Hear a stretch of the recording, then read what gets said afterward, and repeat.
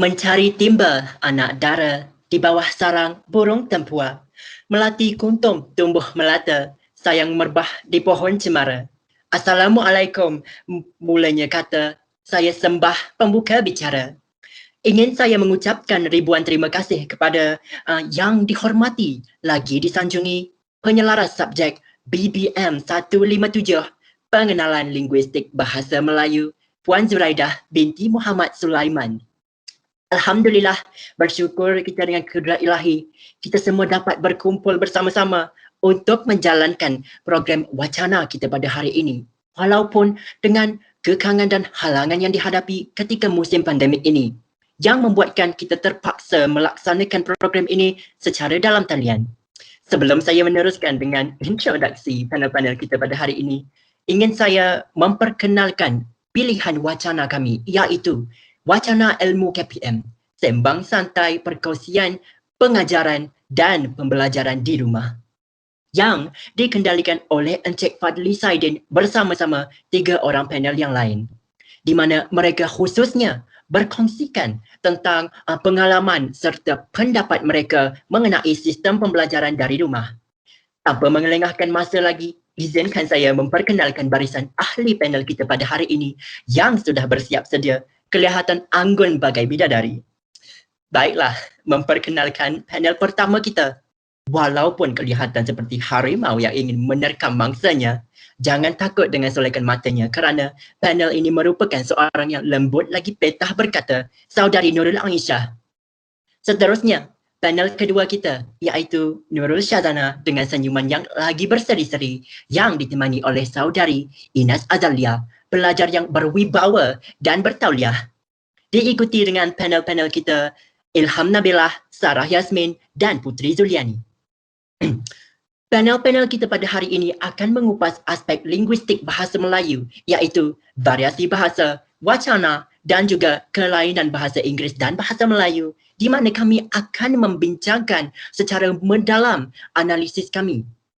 Analisis variasi bahasa ini akan dikupas oleh Saudari Aisyah bersama-sama Saudari Syazana. Baiklah, ingin saya menanyakan dan mengemukakan kepada Saudari Aisyah, apakah variasi bahasa yang dapat saudari dapati melalui rakaman wacana pilihan kita? Apakah intipati variasi bahasa tersebut? Terima kasih saya ucapkan kepada moderator kita, Saudara Megat yang petah sungguh berkata-kata hari ini. Assalamualaikum dan salam sejahtera saya ucapkan kepada ahli-ahli panel serta hadirin hadirat yang sedang menonton. Pada hari yang indah ini, saya Nurul Aisyah binti Ahmad Syukrima selaku panel pertama akan menjelaskan tentang penggunaan variasi bahasa yang terdapat dalam video pilihan kita ini. Baiklah, tanpa melengahkan masa lagi, ayo kita berbincang dengan lebih mendalam soal variasi bahasa ini. Webinar ini secara umumnya merupakan sesi semi-formal kerana kepelbagaian antara bahasa formal dan bahasa tidak formal.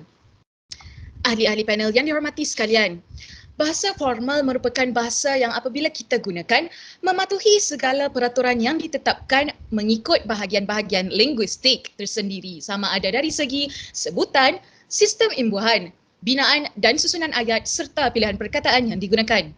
Penggunaan bahasa formal boleh menjadi isu yang mengelirukan beberapa pihak kerana sesetengah mereka menganggap bahawa kita hanya perlu fokus satu aspek sahaja apabila hendak menjawab persoalan sama ada ianya bahasa formal ataupun tidak. Info tersebut pada pandangan saya adalah salah sama sekali kerana bahasa formal jika ditarifkan adalah bahasa yang tersusun dan teratur. Maksudnya pilihan perkataan haruslah tepat serta berkait dengan konteks dan tidak dilupakan intonasi sebutan yang jelas dan sesuai. Dalam bahasa formal juga, bentuk sapaan dan gelaran digunakan dengan betul pada tempat yang sesuai. Format-format tertentu turut dipatuhi, misalnya format surat menyurat, format ucapan dan lain-lain lagi. Contoh bahasa formal ialah bahasa baku dan bahasa diraja atau bahasa istana. Tetapi bagi video perbincangan kita ini, kita dapat simpulkan bahasa baku yang paling banyak dijumpai. Baiklah hadirin sekalian, mengapa saya yakin bahawa adanya penggunaan bahasa formal dalam video tersebut? Hari ini saya mahu fokus hanya pada penggunaan bahasa Encik Fadli. Pada awal sesi webinar tersebut, Encik Fadli memulakan video dengan ayat Bismillahirrahmanirrahim, Assalamualaikum warahmatullahi wabarakatuh dan salam sejahtera, Tajahau Banakam. Sekiranya tuan-tuan dan puan-puan bertanya, mengapa saya masukkan juga Tajahau dan Banakam? Ialah kerana kedua-duanya merupakan suatu bentuk sapaan jenis pembuka kata atau mukaddimah. Yang paling memberi bukti jelas bagi saya adalah frasa salam sejahtera kerana ia banyak digunakan untuk membuka tirai sesuatu situasi. Seterusnya juga daripada Encik Fadli apabila menggunakan frasa tuan-tuan dan puan-puan untuk memaklumkan dengan lebih terperinci berkaitan dengan kegiatan Puan Isdawati. Frasa tersebut dipercayai merupakan gelaran formal atau sopan bagi penonton webinar tersebut. Akhir sekali, ayat penutup dari Encik Fadli saya percaya merupakan contoh terbaik bagi bahasa formal. Beliau menggunakan intonasi serta penggunaan kata yang sesuai bagi menjelaskan emosi tetapi dalam masa yang sama turut berfungsi untuk melabuhkan tirai acara. Terdapat juga gelaran tuan-tuan dan puan-puan apabila mereka merujuk kepada Encik Amir, Puan Isdawati dan Puan Sophia. Dapatan tersebut pada pandangan saya cukup sesuai untuk dilabelkan sebagai bahasa formal kerana beliau telah berjaya menyampaikan perasaan beliau justru berkait rapat dengan ciri bahasa formal sebagai bahasa kemas dan berkesan. Hadirin sekalian, mungkin terdetik dalam hati persoalan mengapa kita perlu pakai bahasa formal.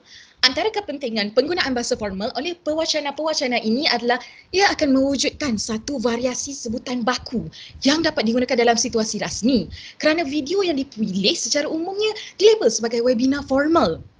Sejujurnya saya berpendapat bahawa dengan adanya penggunaan bahasa formal dalam acara-acara perbualan santai sebegini akan meningkatkan kecekapan berbahasa Melayu di kalangan pengguna bahasa, terutamanya dalam kalangan ibu bapa.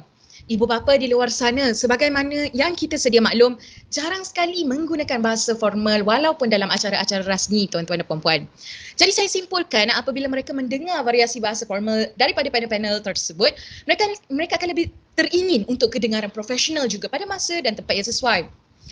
Akhir sekali, bahasa formal dalam situasi ini dapat mengangkat martabat bahasa Melayu dalam dunia perbahasan kerana pengkaji linguistik yang mungkin menonton webinar tersebut akan dapat melihat kehebatan struktur ayat bahasa Melayu yang mementingkan pemilihan serta sebutan kata yang jelas dan terperinci. Itu sahaja daripada saya. Terima kasih dan kembali kepada moderator kita. Baiklah, terima kasih saudari Aisyah atas penjelasan saudari mengenai variasi bahasa formal yang berjaya dikesan. Seperti yang dijelaskan oleh saudari sebentar tadi, dapatlah kita lihat majlis-majlis ataupun acara yang rasmi sudah tentu akan menggunakan bahasa formal. Seperti mana kita sedang lakukan sekarang ya, di mana kami menggunakan variasi bahasa formal. Baiklah, saya juga ingin kemukakan soalan saya kepada saudari Syazana. Sudah sedia maklum bahawa wacana ini juga mengandungi beberapa variasi bahasa seperti variasi bahasa tidak formal, bukan? Bolehkah saudari menjelaskan dengan lebih lanjut lagi apakah itu variasi bahasa tidak formal? Terima kasih saudara Megat selaku moderator kita pada kali ini. Baiklah, menyambung penerangan saudari Aisyah sebentar tadi, saya sebagai panel kedua akan menerangkan pula mengenai penggunaan variasi bahasa yang kedua iaitu bahasa tidak formal. Sebelum kita pergi dengan lebih mendalam lagi mengenai variasi bahasa ini, lebih afdallah jika saya menjelaskan dahulu serba sedikit mengenai bahasa tidak formal ini sebagai pengenalan. Baiklah, bahasa ini bertentangan dengan jenis variasi bahasa yang dijelaskan oleh saudari Aisyah iaitu bahasa formal. Misalnya, bahasa ini berbentuk bebas di mana ia tidak mementingkan peraturan bahasa selain binaan ayat yang juga tidak tersusun dan tidak wujud intonasi yang sempurna. Bermaksud, penggunaan intonasi dalam bahasa ini boleh naik dan turun untuk menggambarkan perasaan penutur. Bahasa tidak formal juga tidak begitu mementingkan kehalusan bahasa dan antara jenis bahasa yang terdapat dalam bentuk bahasa ini ialah bahasa mesra, bahasa selanga, bahasa basahan, bahasa pasar dan banyak lagi.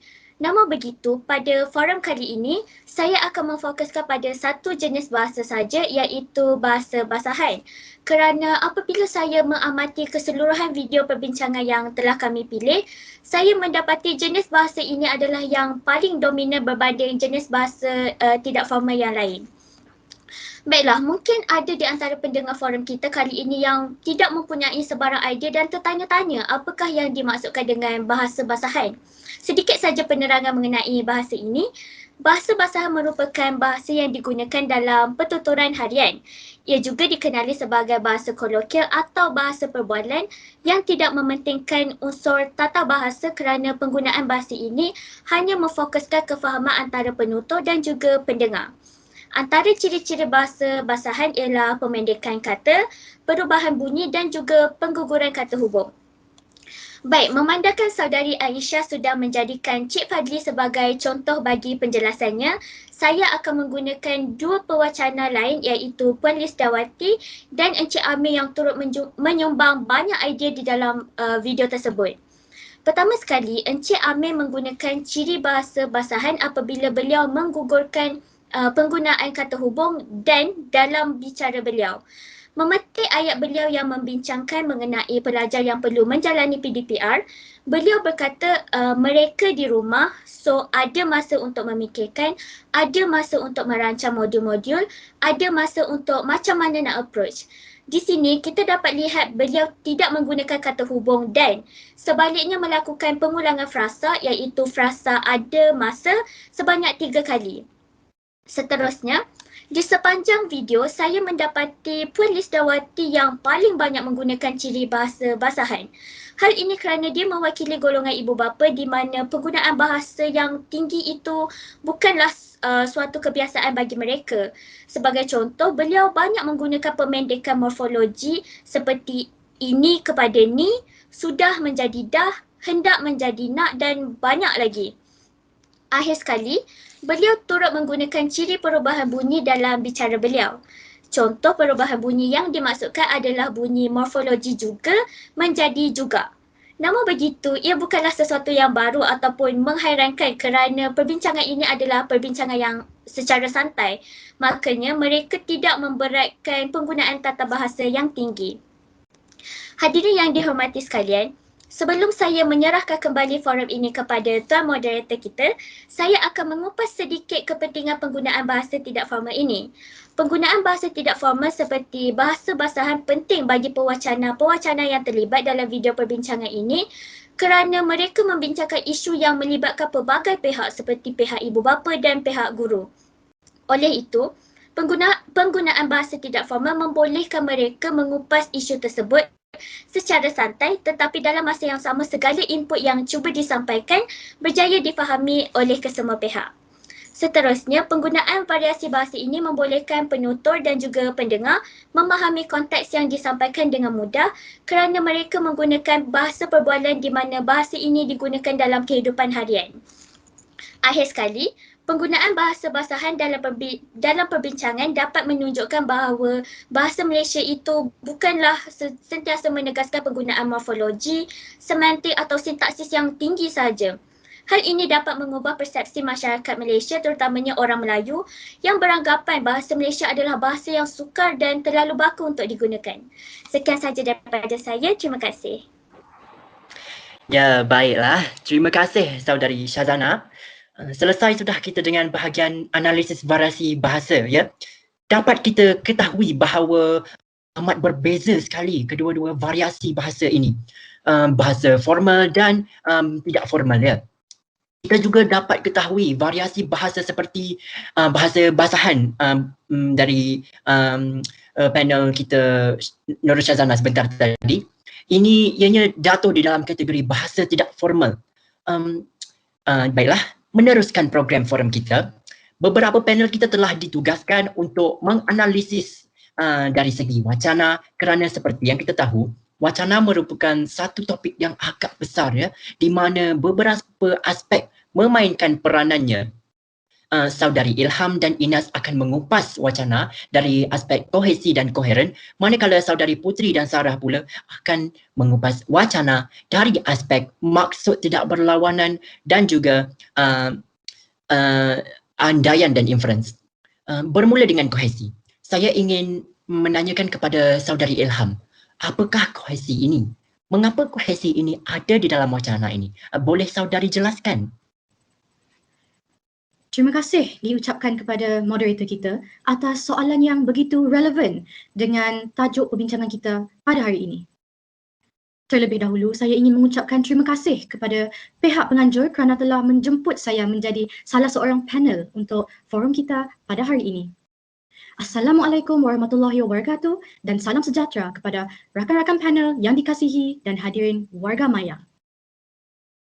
Ahli-ahli panel yang dihormati, kohesi atau tautan ialah keserasian hubungan antara satu unsur linguistik dengan unsur linguistik yang lain dalam sesebuah wacana untuk menghasilkan wacana yang mantap. Hubungan dan jalinan yang erat ini terbentuk antara kata, frasa, klausa dan ayat yang dijalin rapi bagi membentuk idea yang bersepadu. Halliday dan Hassan 1976 dalam buku Cohesion in English mendefinisikan kohesi sebagai ciri-ciri linguistik yang membantu menghubungkan satu kohesi ayat sehingga melahirkan suatu teks yang padu. Oleh itu, jelaslah bahawa kohesi ini merupakan kesepaduan idea yang sama dan saling berkait bagi menghasilkan sebuah wacana yang utuh dan mantap. Hadirin yang dihormati, berdasarkan analisis video webinar ini, saya telah mendapati beberapa ciri kohesi yang merupakan ciri utama dalam pembentukan sesebuah wacana yang utuh. Ciri-ciri kohesi dalam wacana ini dapat dilihat daripada dua aspek, iaitu aspek tata bahasa nahwan dan aspek leksikal, perkataan yang digunakan. Penggunaan kata ganti nama untuk rujukan, iaitu aspek nahwan, banyak digunakan di dalam video ini. Unsur rujukan ini adalah untuk menunjukkan perkaitan ayat dengan ayat yang lain bagi memberi kefahaman yang jelas kepada pendengar. Contohnya, pendapat Puan Lisdawati tentang isu PDPR.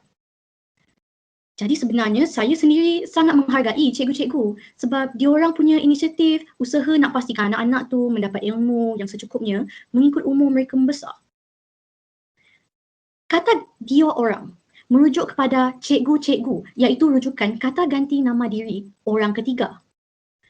Kata mereka pula merujuk kepada kata anak-anak itu yang mempunyai hubungan dari segi rujukan kata ganti nama orang ketiga. Oleh itu, jelaslah bahawa dialog di atas merupakan satu wacana kerana dialog tersebut mempunyai kohesi iaitu kesepaduan idea yang ingin disampaikan. Seterusnya, penggunaan unsur yang sama atau sinonim dan pengulangan dari aspek leksikal turut menjadi penanda kepada kohesi dalam sesebuah wacana. Unsur sinonim ini memainkan peranan penting dalam menunjukkan perkaitan dan pemahaman yang lebih kepada pendengar. Di dalam video ini, jelas penggunaan unsur sinonim dan pengulangan yang menunjukkan kohesi dalam dialog yang dituturkan. Contohnya, Encik Fadli menyatakan, saya difahamkan sekolah Puan Sophia ni agak jauh di pedalaman. Sedikitlah. Okey, rural area lah, luar bandar. Dari segi capaian internet agak rendah lah, very low.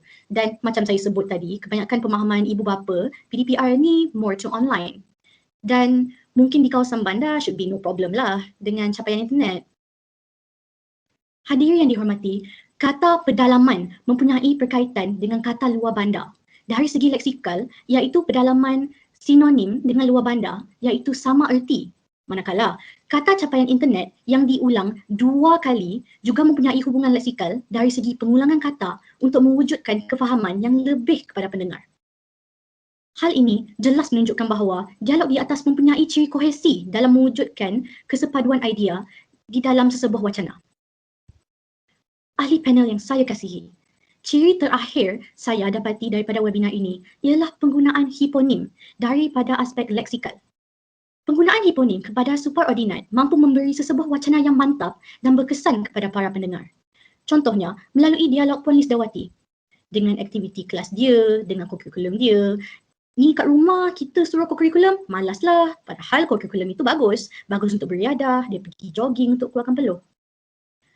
Kata beriadah dan jogging merupakan hiponim kepada superordinat co-curriculum yang menunjukkan perkaitan antara ayat dan akhirnya mewujudkan kesepaduan idea yang ingin disampaikan.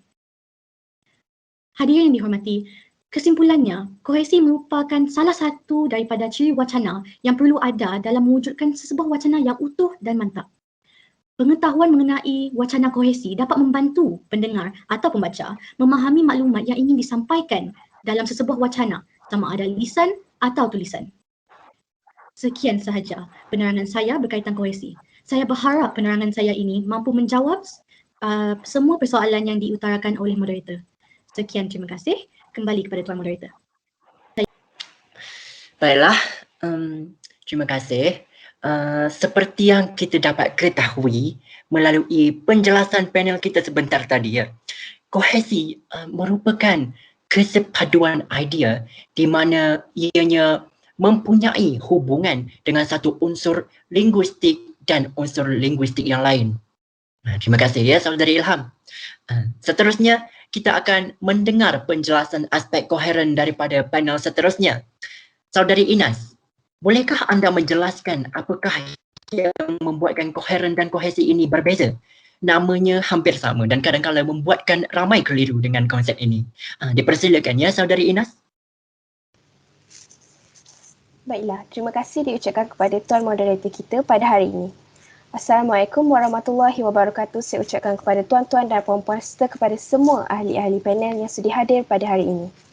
Pada hari yang mulia ini, saya selaku panel yang seterusnya akan menerangkan tentang analisis wacana berkaitan dengan koheren.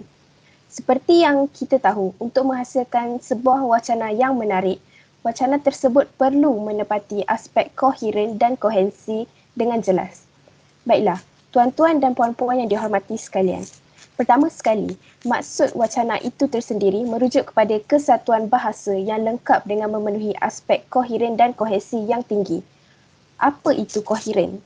Berbeza dengan kohesi, koheren ini merujuk kepada kesinambungan idea ataupun kesatuan satu-satu kalimat yang terdapat di dalam wacana untuk menghasilkan bahan penulisan yang lengkap dan tepat.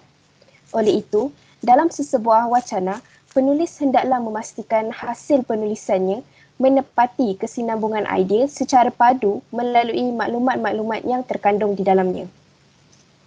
Hadirin sekalian, berdasarkan dapatan saya mengenai wacana ini, saya dapati bahawa wacana lisan ini menepati aspek koheren kerana terdapat sejumlah kecil kesinambungan idea semasa perbincangan mereka.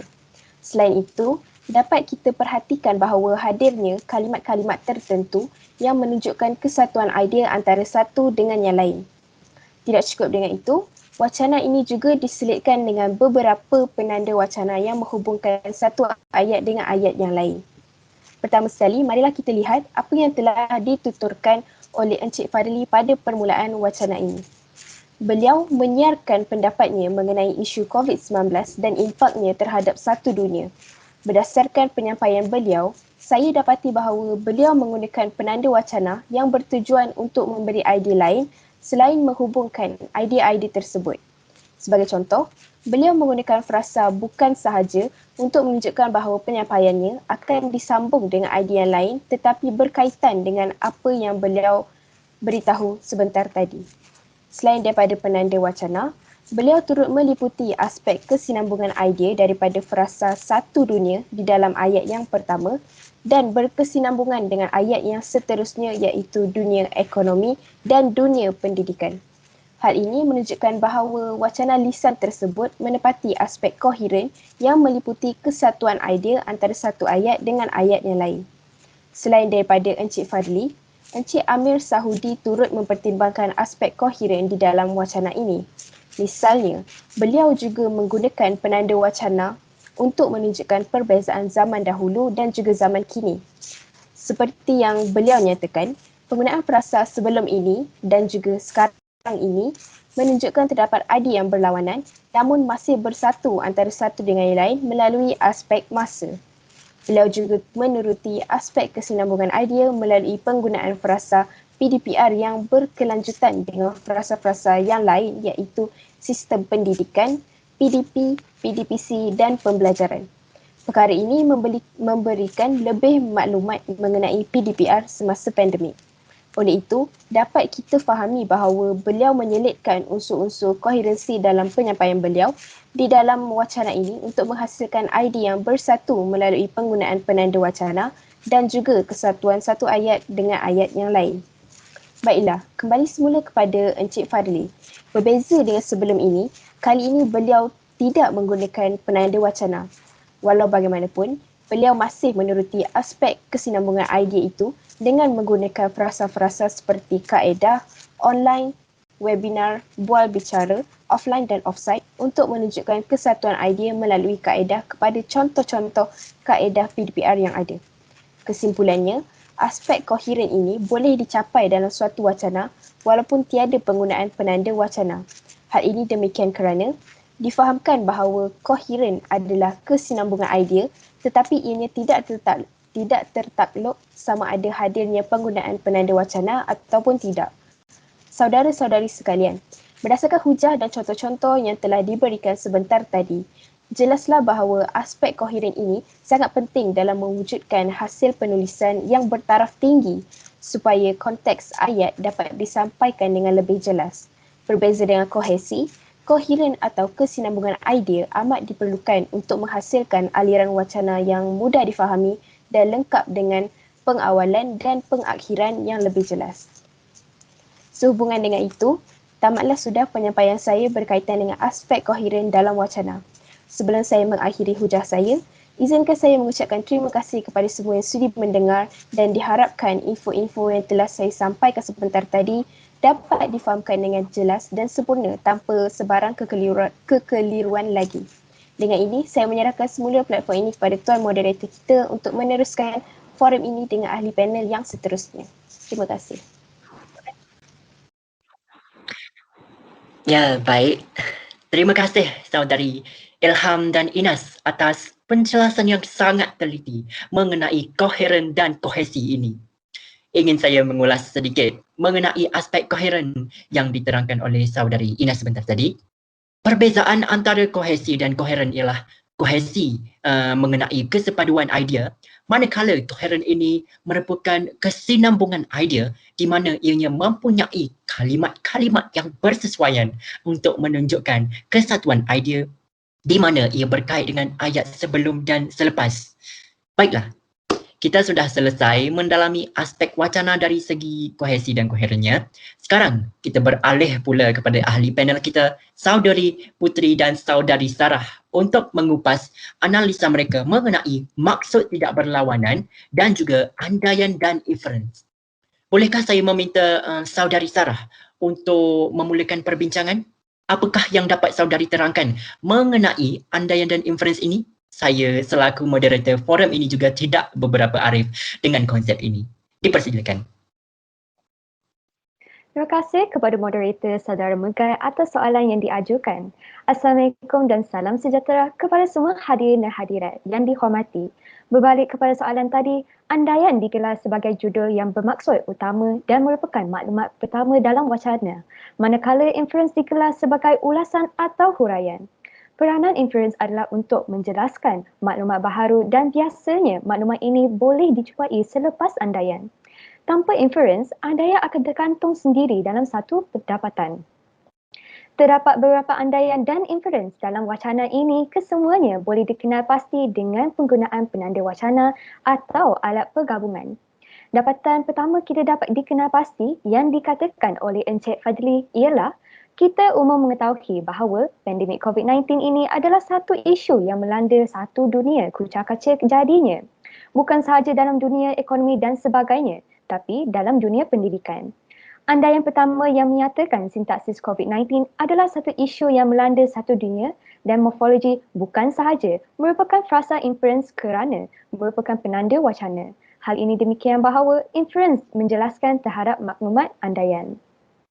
Dapatan kedua daripada Encik Amir ialah PDP, PDPC berlaku secara bersemuka. Tapi PDPR ini adalah norma baharu dalam sistem pendidikan masa kini. Jadi, maksudnya sekarang ini, walaupun dalam apa cara sekalipun pembelajaran harus diteruskan. Andaian pertama boleh dilihat daripada sintaksis yang menceritakan tentang PDP, PDPC dan PDPR dan morfologi walaupun merupakan frasa inference kerana merupakan penanda wacana merujuk perbandingan pendapat dengan andaian.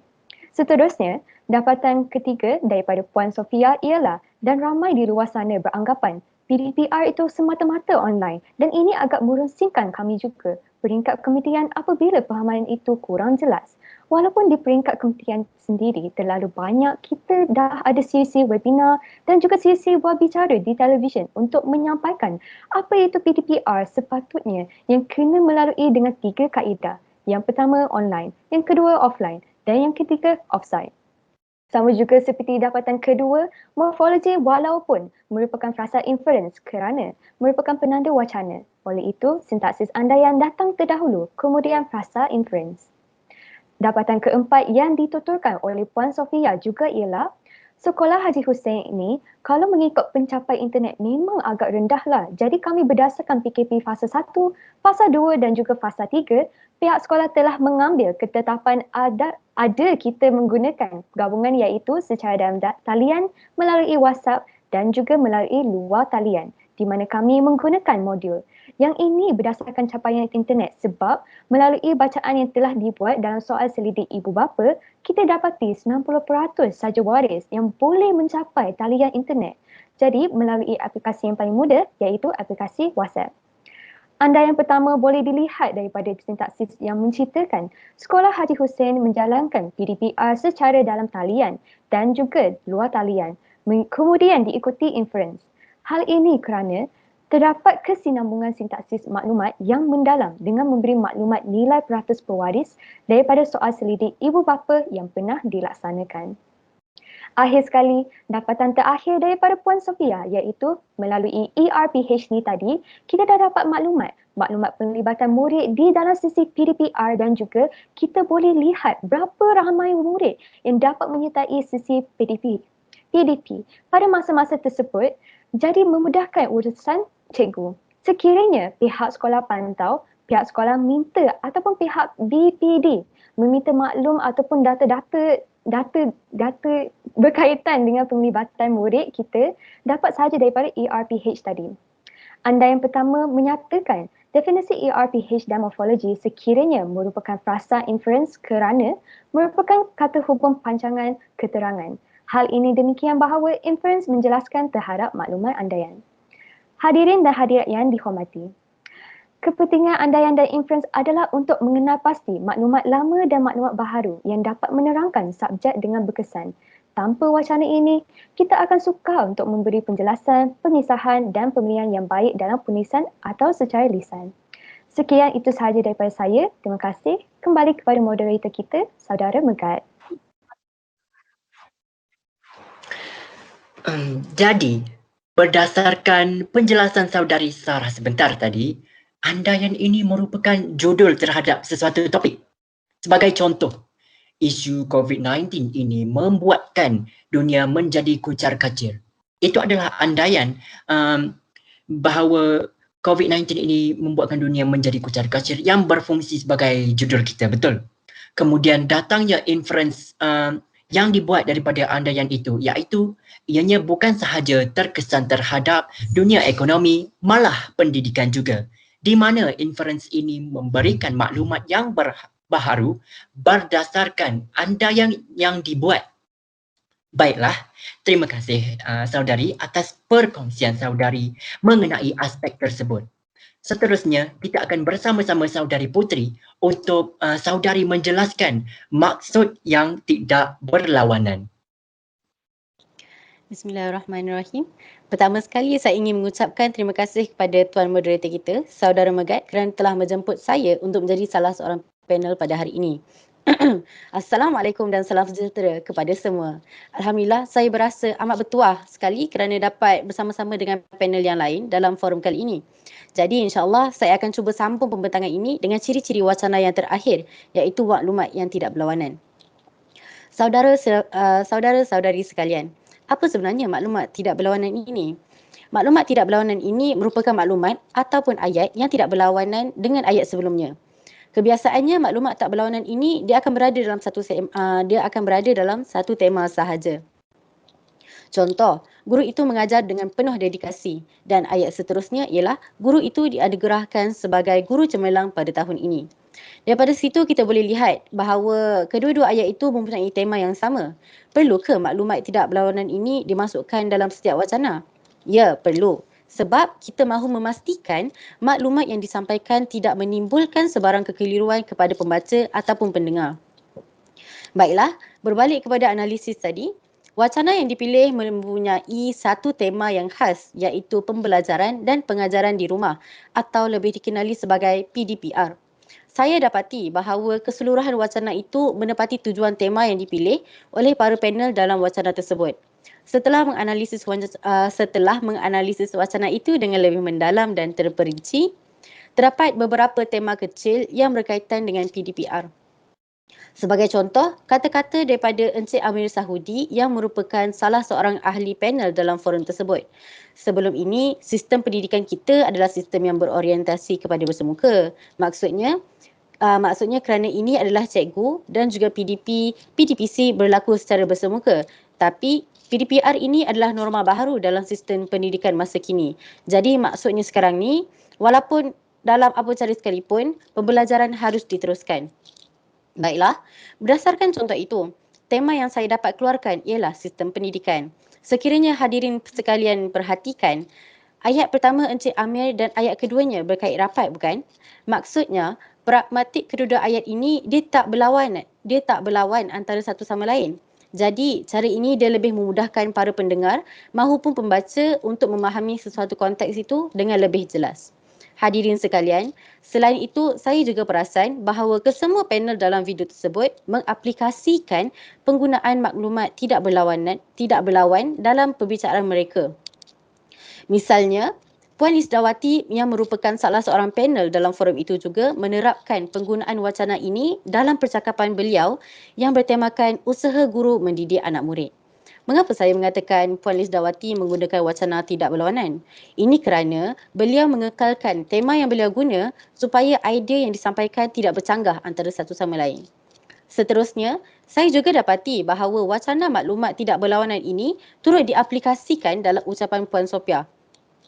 Tamsilnya, Puan Sophia tampil dengan tema PDPR melalui aplikasi WhatsApp. Idea beliau tidak langsung berlawan sesama sendiri. Malah, beliau menyampaikan idenya dengan lebih teratur dan jelas, juga mudah untuk difahami oleh para pendengar. Tuan-tuan dan puan-puan sekalian, penerapan penggunaan wacana maklumat tidak berlawanan ini merupakan satu perkara yang baik kerana ia secara tidak langsung telah memudahkan para pendengar untuk memahami konteks yang disampaikan dan tidak membuat para penonton keliru tentang apa yang cuba diperkatakan. Akhir sekali, sebelum saya menyerahkan kembali forum ini kepada saudara moderator kita, saya ingin menekankan bahawa penggunaan maklumat yang tidak berlawanan dalam wacana ini adalah sangat penting kepada penulis-penulis di luar sana. Bukan itu sahaja, kita juga perlu mengaplikasikan ciri wacana ini dalam kehidupan kita supaya orang lebih mudah untuk faham apa yang kita sampaikan. Jadi, saya rasa itu sahaja yang saya dapat kongsikan dalam forum kali ini. Terima kasih dan berbalik kepada moderator kita. Terima kasih saudari Putri. Setelah dijelaskan oleh saudari tadi, dapat kita memahami bahawa maksud yang tidak berlawanan ini bermaksud bahawa ayat-ayat ini berkait rapat dan tidak lari daripada konteks-konteks perbincangan dalam wacana pilihan kita. Dan ini juga tidak lari daripada tujuan asalnya yang telah khususnya memfokuskan terhadap satu topik sahaja. Kita juga sudah menghampiri pengakhiran forum kita pada hari ini. Tetapi sebelum itu, ingin saya mengupas dan mengemukakan analisa saya mengenai kelainan bahasa Inggeris dan bahasa Melayu. Dengan menggunakan hukum DM, saya telah dapati 10 frasa yang berjaya diterjemahkan. Sebelum itu, ingin saya menjelaskan serba sedikit apakah itu frasa. Frasa ini merupakan unit yang terdiri daripada satu susunan yang mengandungi dua ataupun lebih morfologi. Ini menimbulkan persoalan, apakah itu hukum DM? Hukum DM ini tergolong dalam bahagian frasa nama dan ia merupakan satu dasar peraturan untuk menentukan susunan kedudukan yang konstituen dan menentukan perkara yang hadir dahulu dan yang hadir kemudian. Unsur yang merupakan unsur yang hadir terlebih dahulu dan kemudiannya diikuti dengan menerangkan M, iaitu benda diikuti sifat. Walau bagaimanapun, apa yang membezakan antara bahasa Melayu dan bahasa Inggeris ialah bahasa Melayu menggunakan hukum DM, manakala bahasa Inggeris berlawanan di mana ianya menggunakan hukum MD. Sebagai contoh, bidang pendidikan. ianya mengikut hukum DM. Tetapi apabila diterjemahkan, ianya menggunakan hukum MD dan menjadi education field. Hukum MD ini dikira salah dalam bahasa Melayu kerana ianya meletakkan sifat di hadapan dan benda di belakang. Dengan ini berakhirlah perbincangan forum kita ini. Kita dapat rumuskan, kita berjaya merumuskan serta menganalisis keseluruhan pilihan wacana kita. Wacana ini daripada perkongsian dan penjelasan ahli panel kita tadi, dapatlah kita rumuskan bahawa wacana ini sempurna dan memenuhi segala aspek yang diperlukan. Ilmu-ilmu dan perkongsian yang kita peroleh hari ini berjaya menjelaskan aspek linguistik wacana dengan lebih mendalam.